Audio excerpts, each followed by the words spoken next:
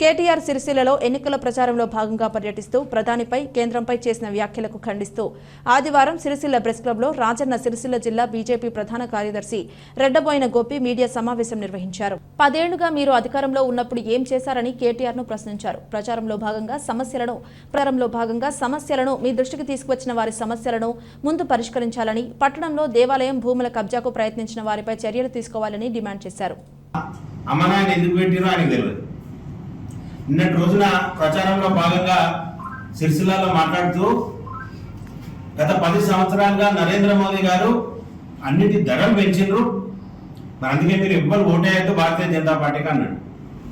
మరి 10 ఏళ్ళకెళ్ళి రాష్ట్రంలో నువ్వు నడిపినవా నరేంద్ర మోడీ నడిపిండా? కొద్దిగా ప్రజలకు చెప్పాలని. నరేంద్ర మోడీ ధరలు పెంచితే నువ్వేం పీకినవిడా? నీ రాష్ట్రం అధికారంలో ఉంది కదా, రాష్ట్రంలో 10 ఏళ్ళు, మరి ప్రజలకు వివరించాల్సిన అవసరం ఉన్నది. అదే రకంగా ఏమన్నంటే రాముని పేరు తెస్తారు అంటున్నావు కదా కేటీ రామారావు, నీ పేరులో కూడా రాముడు ఉన్నాడే. జై శ్రీరామ్ అంటే కడుపు నిండదు అంటున్నావు కదా, ఒక్కరోజు జై శ్రీరామ్ అనుకుంటా అన్నం తినకుండా ఉండు, నీకు ఆకలే కాదు.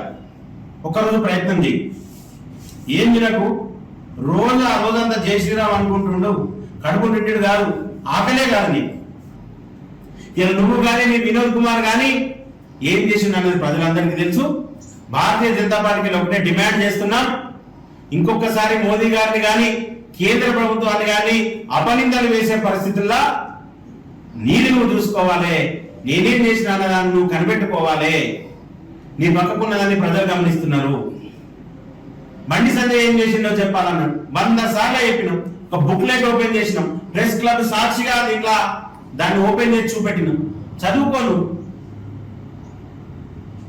ఈరోజు కేంద్ర ప్రభుత్వం యొక్క